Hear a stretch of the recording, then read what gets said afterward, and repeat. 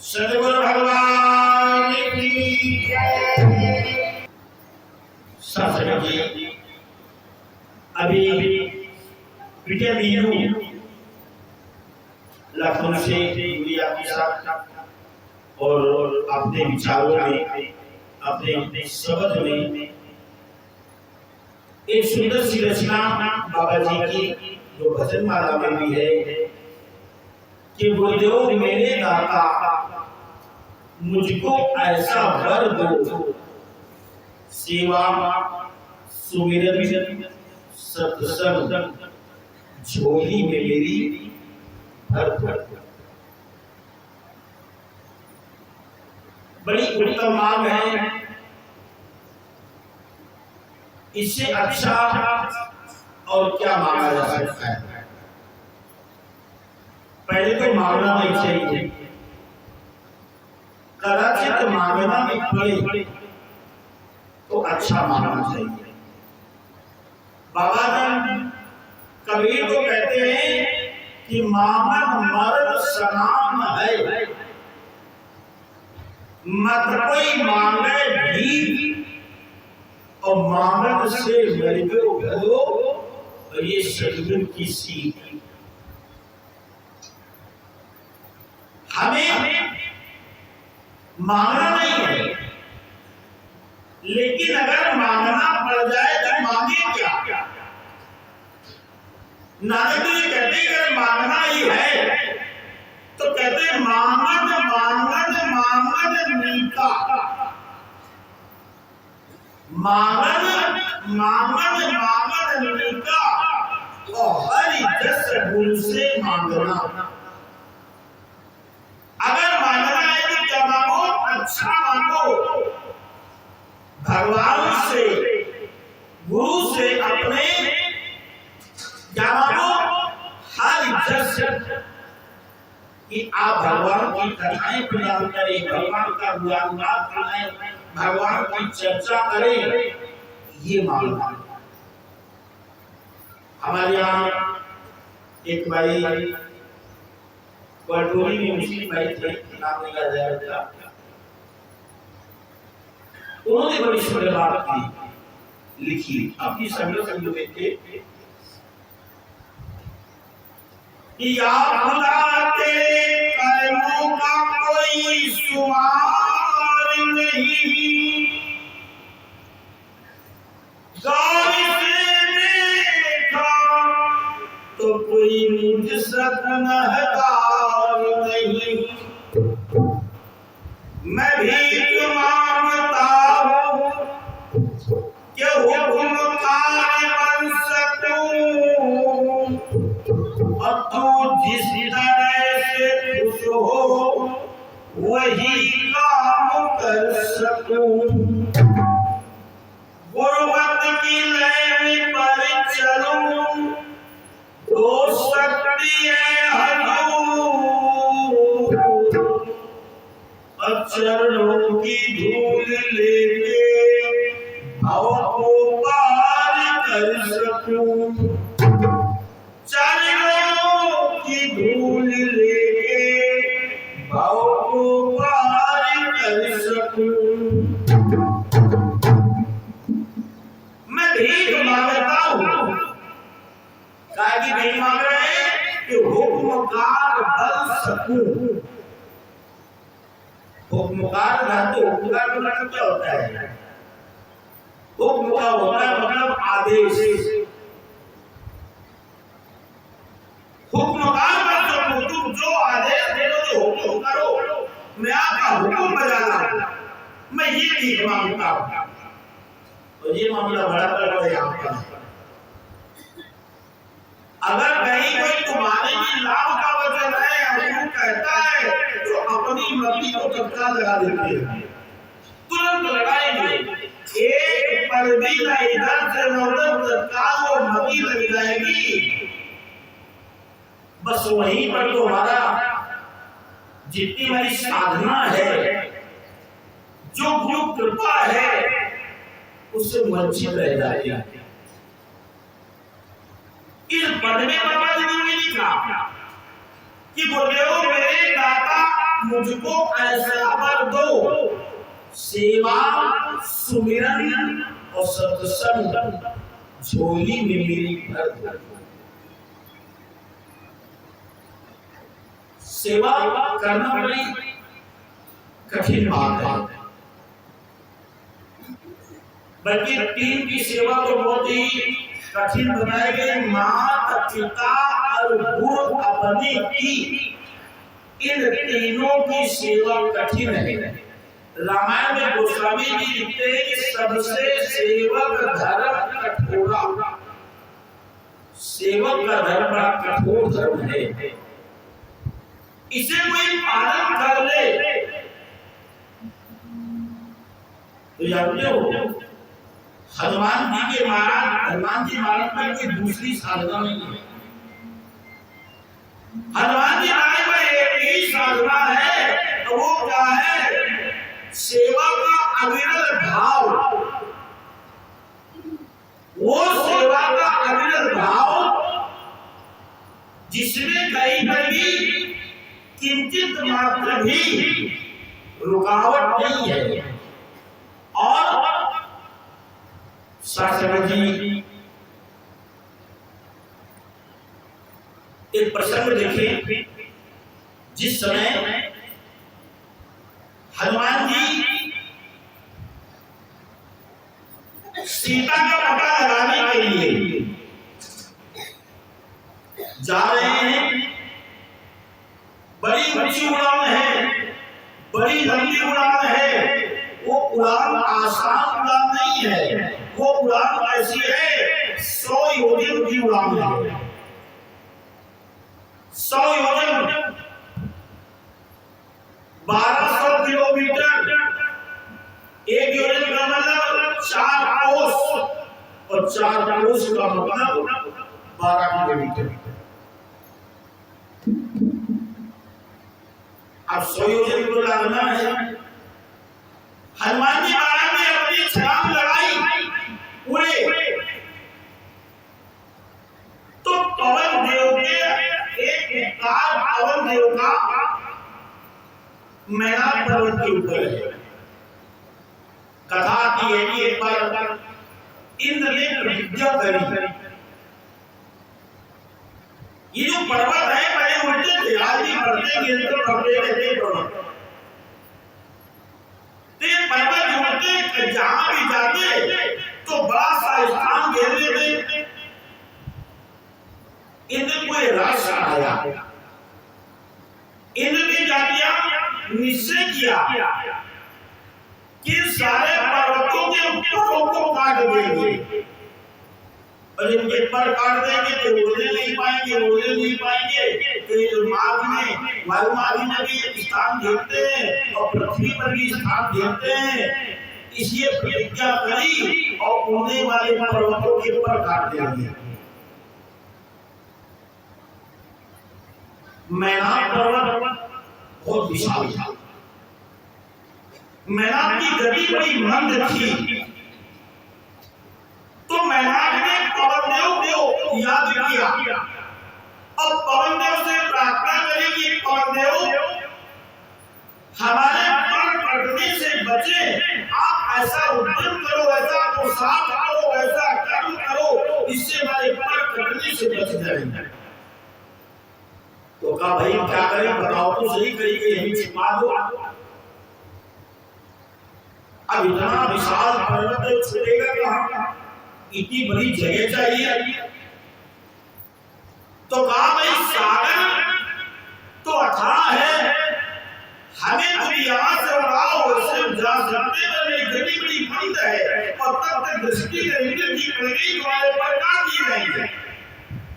सो हमें उड़ाओ और ले जाकर के सागर में कहीं छिपा दो, हम तुम्हारा उपकार मानेंगे, अवसर आने पर उपकार के बदले उपकार करने का प्रयास करेंगे। तो पवन देव ने अपनी विनती को स्वीकार किया, मैदान को उड़ा करके सागर में छुपा दिया। अब आज पवन पुत्र जा रहे हैं, पवन देव के और पुत्र रहे पवन देव जी के पुत्र जा रहे हैं, तो पर्वत के अंदर एक भाव आया कि हम पर पवन देव का ऋण है और आज ये पवन पुत्र जा रहे बड़ी लंबी उड़ान पर है। अगर कुछ काल हम पर ये ठहर करके विश्राम कर ले तो राम राज्य में भी हमारा योगदान हो जाएगा। इनको अगर विश्राम कर लेंगे तो पवनदेव का हमारा जो अधिकार है उसके बदले भी कुछ हो जाएगा। इस भाव से मैनाक सागर से निकल के ऊपर है और पवनदेव से प्रार्थना करी कि आप हमारे ऊपर आकर के थोड़ी देर के लिए ठहरे, विश्राम कर ले, बड़ा उपकार होगा आपका। तो हनुमान जी ने उसकी भावना को समझा, उसकी भावना का सम्मान भी किया। आप तो भावना का सम्मान नहीं है, किसी की भावना को कैसे बिल्कुल क्षतिग्रस्त कर देते, तुषारापात करते भावनाओं पर। आज दो समाज में, दो बिरादरी में, एक परिवार में, दो भाइयों में, दो व्यक्तियों में जहाँ भावनाओं का सम्मान नहीं होता है वहाँ पर जब क्या होता है तो त्रास होता है और कुछ नहीं होता है। उनकी भावना का सम्मान किया तो पवनदेव ने ये हनुमान जी ने क्या किया, गोस्वामी जी लिखते परसा उन्होंने स्पर्श कर छू लिया, उस मैदान को छू लिया। हनुमान ते परसा कर कुंती प्रणाम राम काज कीन्हे बिना मोहि कहा विश्राम। स्पर्श कर लिया, छू करके उनकी भावना का सम्मान किया, फिर दोनों हाथ जोड़ करके उन्हें प्रणाम किया और निवेदन किया कि राम काज कीन्हे बिना मोहि कहा विश्राम। ये सेवा है, हम सेवा भी कर रहे हैं, दूसरे की भावना को पूछ भी रहे हैं। सबसे पहले अपने परिवार के अंदर एक मत बनाए रखना, शांति बनाए रखना। ये परिवार भी तो बाबा जी का एक परिवार है। देखिए तगड़ी गुरु का, मंदी गुरु का, धर्मी गुरु का, ये सब कुछ गुरु का है। तो सबसे पहले प्रथम कर्तव्य है, इसकी शुरुआत सेवा के काम से करनी है, हमें अपने परिवार से करनी है। घर में माँ प्यासी है, तुम बाहर बढ़िया गौशाला लगाए हो, सोचो किस काम का है, किसी काम का हो। यहाँ तो माता जी का सम्मान नहीं कर रहे, माता जी को गालियां दे रहे, माता जी की भावनाओं का तुषारापात कर रहे, वो बजरंग जी में जाकर भंडारा करवा रहे हैं, देवी के मंदिरों में जाकर के कन्या खिला रहे हैं। कहने का एक मात्र भाव, जितना करना वो सच्चाई से करना, थोड़ा करो, बहुत ज्यादा सेवा नहीं है। वो सेवा सबकी सेवा होती है। हनुमान जी कहते राम काज कीन्हे बिना मोहि कहा विश्राम। सेवा एक ऐसी निधि है, सेवा एक ऐसा सुंदर कर्म है। जब तो श्रवण कुमार कौन थे, वैसे किया जाता, केवल अपने माता पिता की सेवा में समर्पित हुए और उनका नाम उल्लेख नहीं मिलता है। इस प्रसंग के अलावा बहुत आप खोज करेंगे तो दो चार प्रसंग आपको और मिल जाएंगे। तिवारी को पूरा क्षेत्र पड़ता है, तो कर बोलते जहाँ सड़क है, जहाँ पर ये घटना घटी थी, तो तमाम इनकी चर्चा नहीं करती है। लेकिन एक ही उनके सत्कर्म बने, सुकृत दे, युवा युवक तक उनके नाम को अमर कर दिया। और वैसे उनने जन्मे श्रवण कुमार को ब्राह्मण की संज्ञा दिया। आपका बेटा अगर आपकी कोई आज्ञा मान लेता है, थोड़े वचनों पर चलता है, तो माता गर्व से कहती है, पिता गर्व से कहता है हमारा बेटा सर्वभूत है। और आज्ञा नहीं मानता है तो क्या है, अपनी भाषा में कहते हैं, थोड़ी सी आज्ञा मान लेता है, वचनों को निभा लाता है। इसलिए जो सेवा है, ये सेवा ऐसा है जो आपकी भौतिक और आध्यात्मिक दोनों उन्नति करता है। पति जी ने एक पद किया, उस पद की एक पंक्ति कहती है कि उन्नति का साधन सेवा है, जिससे ही आत्म शुद्धि होती। आत्म शुद्ध तीनों सेवा नहीं कर पाते। लोभी मोही अभिमानी सेवक पद पाना क्या जाने। जिनके मन में लोभ की अधिकता है, लोभ तो सबके अंदर है, लोभ के बिना काम नहीं चलेगा। अगर इसके बिना काम चल जाता तो रचना काम के द्वारा न इसमें काम रखा जाता, न क्रोध रखा जाता, न लोभ रखा जाता, न मोह रखा जाता और न अहंकार रखा जाता। इनकी जरूरत है,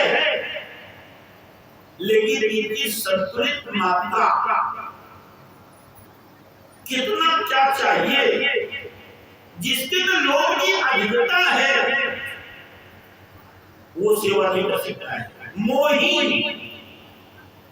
मोह सबको आवश्यकता है, लेकिन भाई अति सर्वत्र बढ़े, अधिकता किसी भी चीज की बुरी है। अगर ये लोभ अधिक हो गया, मोह अधिक हो गया, तो बड़े त्रास का कारण बन जाता है, हमारी दुख का कारण बन जाता है, हमारी वेदना का कारण बन जाता है, हमारी समस्याओं का एक जड़ बन जाता है। कहते ना मोह सकल व्याधि कर मिला।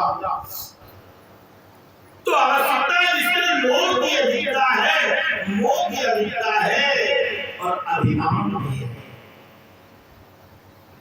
जिनके अंदर ये तीन की संतुलित मात्रा नहीं है वो सेवा नहीं कर पाते।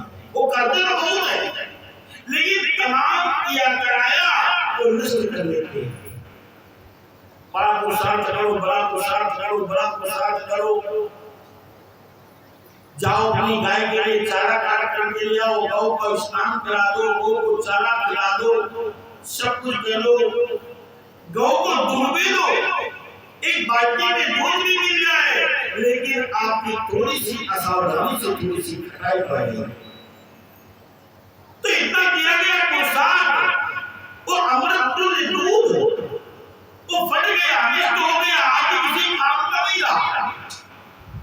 इसी प्रकार सेवा तो हम करते हैं, थोड़े से अभिमान रूपी खटाई से वो क्या हो जाती है, वो बिल्कुल शुद्ध हो जाती है, नष्ट हो जाती है, हमारे काम में नहीं आती है।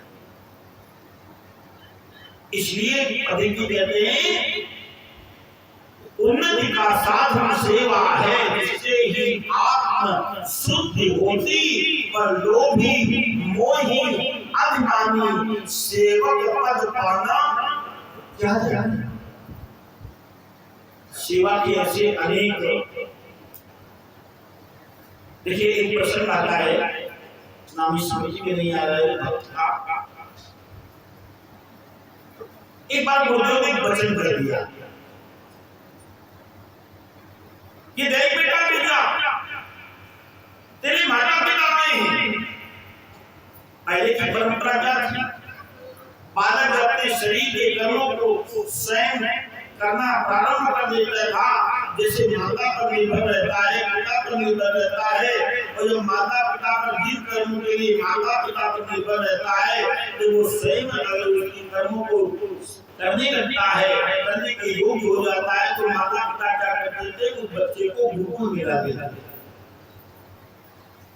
गुरुकुल में गुरु के द्वारा शिक्षा, उसकी योग्यता, उसकी रुचि के अनुरूप, और उसके बाद दीक्षा।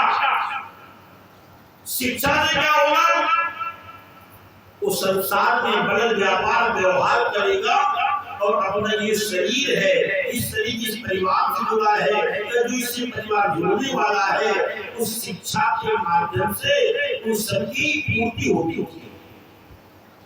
और भी दीक्षा, दीक्षा से क्या होता था कि जिस आत्मा ने देह को धारण किया है, आत्मा का कल्याण हो और ये अपनी चेतना का विस्तार करके परमात्मा में एकाकार हो जाए।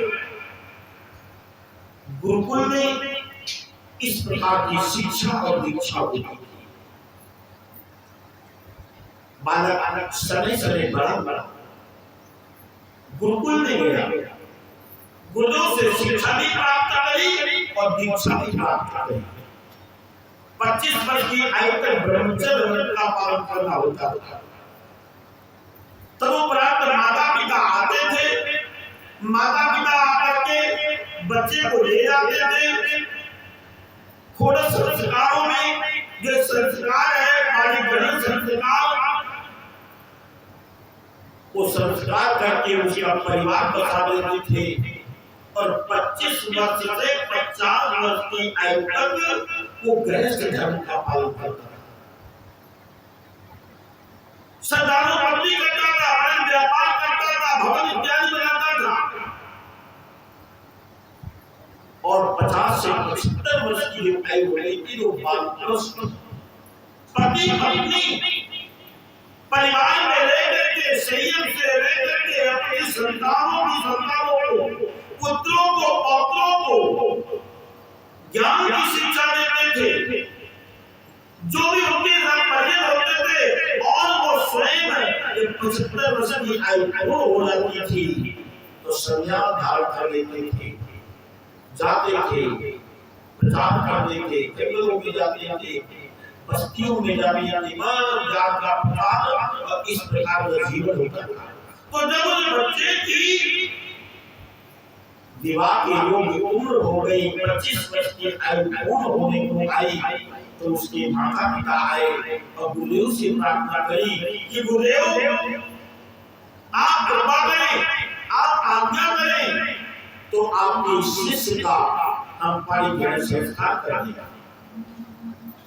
अच्छी बात, गुरुदेव ने आज्ञा दे दी, गुरुदेव ने आज्ञा दे दी और उस बालक को लेकर के चले माता पिता।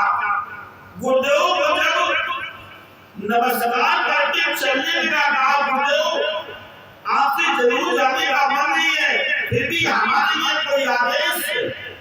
तो कहा बस गुरु की आदेश है कि जब हमारा कोई संदेश दे तो क्या चले। गुरु का वचन बताइए कौन सी सेवा की, हमारा संदेश देने तो चलेगा। धीरे धीरे शादी संबंध आया, उसके विवाह का अवसर आया, बारात गई, बारात का स्वागत हो गया, रात्रि के मंडप के नीचे के कर्म होने लगे, भावरों का समय आया, भावरें पड़ने लगी, 6 भावरें बीत हो गई, 7वीं भावर बाकी थी। गुरु का एक शिष्य आया, उसका गुरु भाई आया, एक सेवादार आया दरबार से और ला करके उसे गुरु का संदेश पहुंचा दिया। उसमें लिखा था बेटा पत्र पाते ही चलिए। अब सोचता है एक भावर और ढूंढते तो गुरु का वचन करता है, एक भावर और ढूंढते हैं तो गुरु का वचन करता है, और भावर नहीं घूमते दिया तो काम होता है।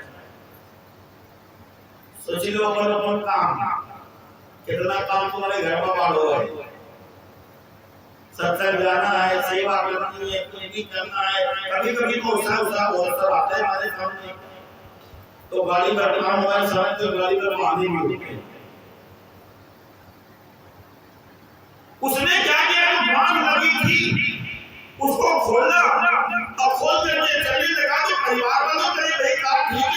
जाना है तो चले जाना।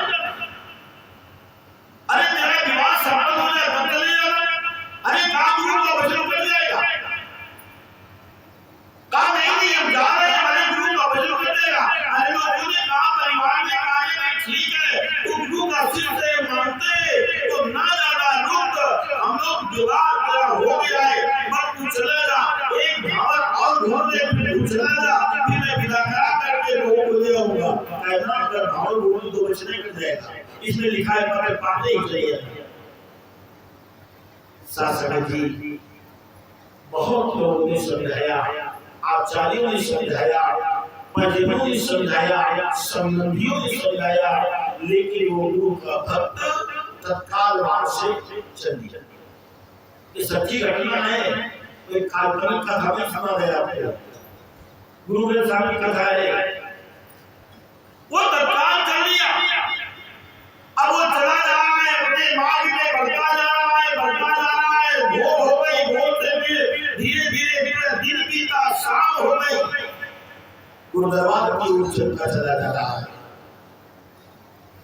शाम हो गई, रात भी हो गई, सोचा चलो अब कहीं विश्राम कर ले, फिर भोर होगी तब चलेंगे, रात की यात्रा न करेंगे, कहीं विश्राम मिल जाए, कहीं कोई आश्रय मिल जाए।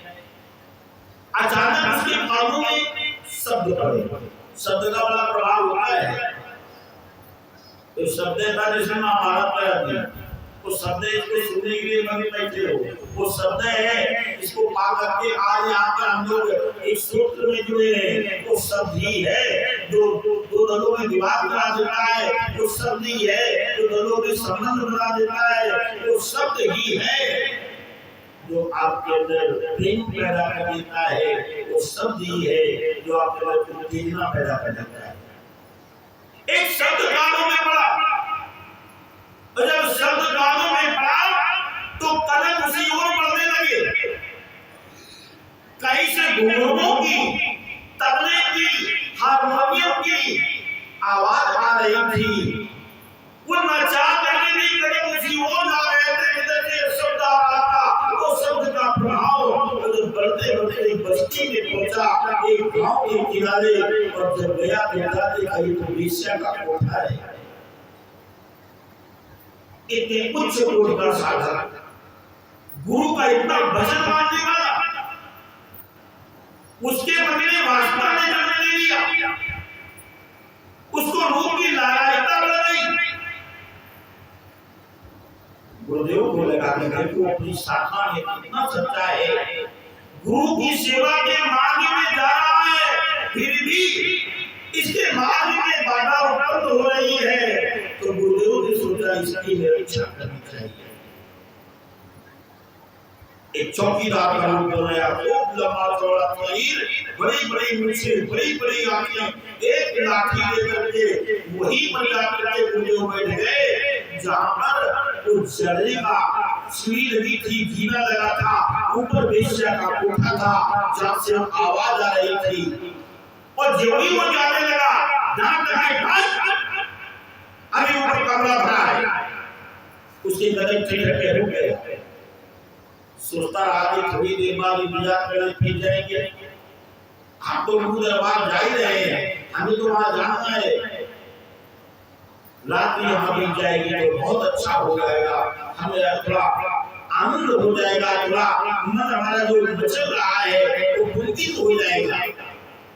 थोड़ी देर बाद फिर वही प्रयास किया। एक बार चौकीदार ने फिर बैठ के भगा दिया, इंतजार करता रहा, रात्रि बीत गई, भोर हो गई, ब्रह्म मुहूर्त आ गया। उसने एक बार और प्रयास किया, तो जब तीसरी बार गया तो चौकीदार ने डांटा हुए कहा, मूर्ख, ये राम नाम की बेला है और तू तो गुरु का शिष्य है, और तू वेश्या की कोठे में राम नाम की बेला में वेश्या की कोठे में जाना चाहता है। उसको बड़ी लज्जा आई, लौट गया, पुनः दरबार की ओर चल दिया। जा रहा है, दरबार आया, पहुंच गया। इसी प्रकार साथ संगत लगी थी। गुरुदेव अपने आश्रम में विराजमान थे, सारी साथ संगत का आनंद ले रही थी। गुरुदेव भी अपनी मस्ती में थे और आज गुरुदेव अभिनय कर रहे थे और अभिनय कर रहे थे कि बार बार वो बैठे बैठे नृत्य तो मुझे थे जैसे झपकी उनको आ जाए, नींद आ रही है, ऐसा अभिनय कर रहे थे। एक दूसरे से लोग चर्चा करने लगे, गुरुदेव तो सहदेव हमेशा चैतन्य अवस्था में रहते, आज कैसा आलस्य आ रहा है।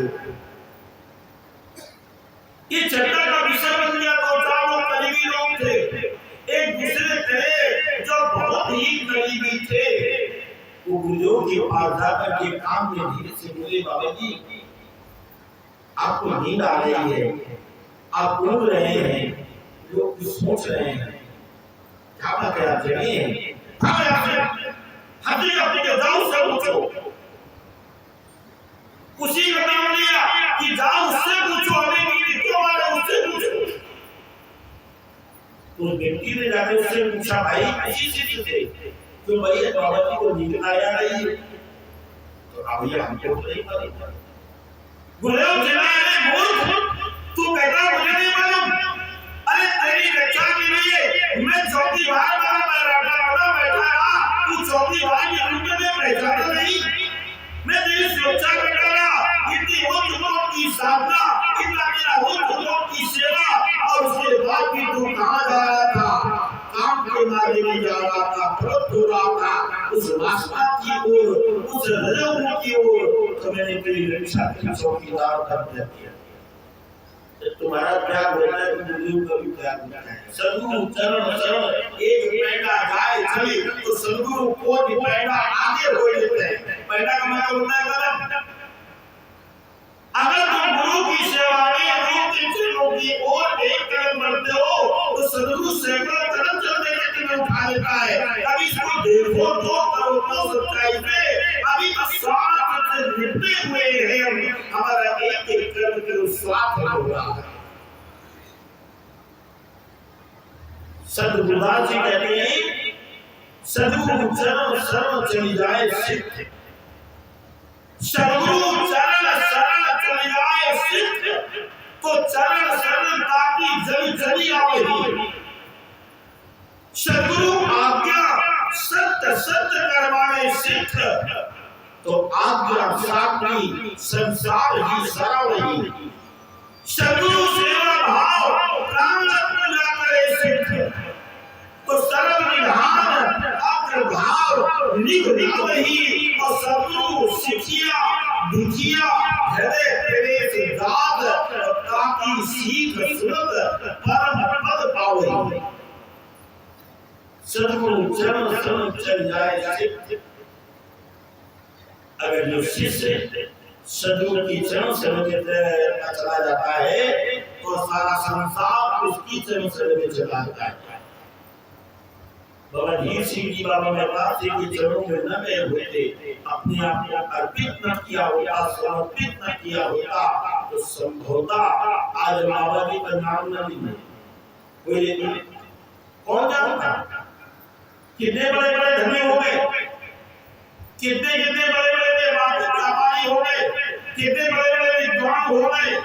अरे बाबा जी उनके अक्षर थे, एक अक्षर भी जानते थे, धनवान भी नहीं थे, लेकिन फिर भी बाबा जी के नाम की लोग जयकार बोल रहे हैं। और बाबा जी के एक ही लाखों घरों में चित्र सजे हैं, और बाबा जी हजारों लाखों हृदय में वास कर रहे हैं।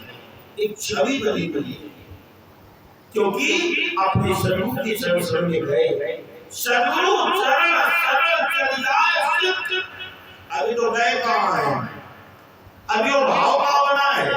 अभी तक जो थोड़े काम किए जाते हैं, थोड़ी बिल्ली उसको बनाने के लिए जाते हैं, बन जाती है, अभी छोड़ देते हैं। कभी कभी गुरु में खोट निकालने लगते हैं, कभी कभी गुरु की कमियों को भी देखने लगते हैं, कभी कभी संस्था की कमियों को भी देखने लगते हैं। अभी तो यही पर टिके हुए हैं, इससे आउट उठना पड़ेगा, तब देहाभिमान से उठेगी। सद्गुरु आज्ञा सत्य सत्य करवाने से अपनी मर्जी का प्रयोग न करे। भगवान भगवान कृष्ण एक छोटे प्रसंग के साथ आपने विराम देगा। समय हो चुका है चूंकि आपने नाम श्रवण किया होगा, कथा भी श्रवण करी होगी। भगवान कृष्ण की शिक्षा के गुरु संदीपनी, गुरु संदीपनी के आश्रम में जाकर के भगवान कृष्ण ने शिक्षा प्राप्त करी। ये शिक्षा के गुरु और इसी दुर्वासा दीक्षा की गुरु। एक बार संदीपनी के मन में भाव आया, संदीपनी के गुरु जब संदीपनी शिष्य भाव में थे, उस समय उनके गुरुदेव ने अपने शिष्यों की परीक्षा ली और अपने शिष्यों की परीक्षा ली। तो परीक्षा के लिए कोई तो प्रश्न होगा, तुम्हें प्रश्न क्या बनाया शिष्यों की परीक्षा के लिए कि अपने पुत्र को बुलाया, एक क्रोध का रूप बन लिया, ब्रह्मी करी हुई क्रोध वाला रूप, और अपने बच्चे को, अपने बेटे को भय वाला रूप, जो पिता पुत्र पर क्रोध कर रहा है। वही पुत्र बैठा है, वही बुढ़े गुस्से के रूप में बैठे, एक शिष्य को बनाते बेटा इधर क्या बात है बाबा, इस लड़के को उठाओ को फेंक दो, इसको उठाओ कुएं में फेंक दो। अब बताओ, इसको उठा तुम्हारे बाबा जी छोड़ो, ऐसे का है गिरने के लिए हम लोग सब नहीं, स्वाभाविक है। पर गुरु जी गुस्से में कह रहे हैं इसको उठाओ हमें फेंक दो।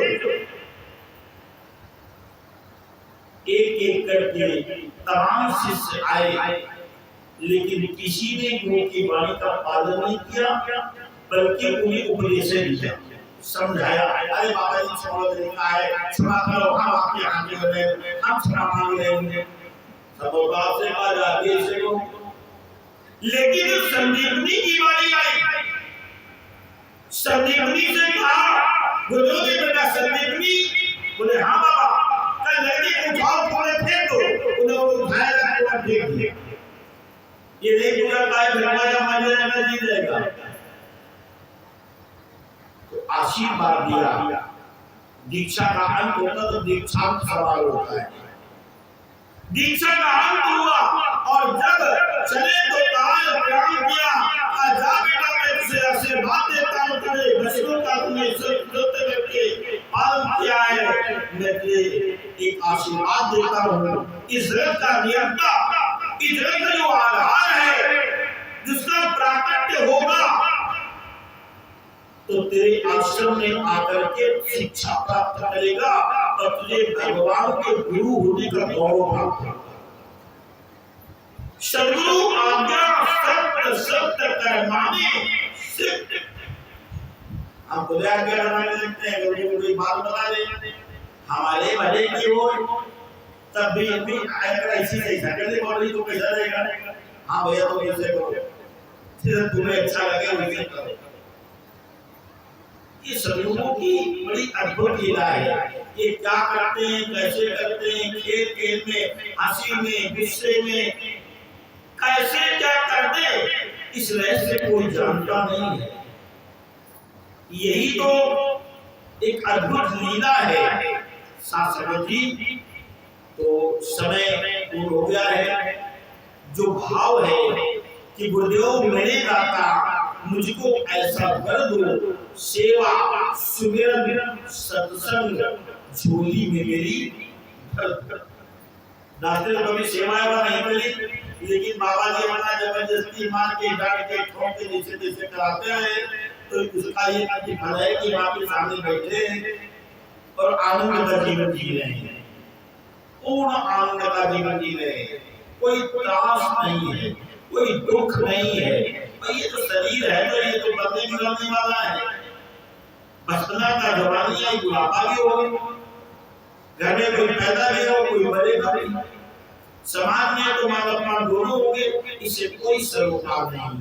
हम सबसे अलग एक आनंद की अनुभूति कर रहे हैं। और ये हमारी सदगुरु बाबा की सीखी महती कृपा है और ये कृपा इसी प्रकार से दास पर बरसती रहे और सद्गुरु ऐसी प्रेरणा प्रदान करते रहे कि आपकी सेवा में समर्पित बने रहे और अंतिम श्वास से आपके चरणों में इन्हीं शब्दों के साथ पानी बोल सद्गुरु भगवान की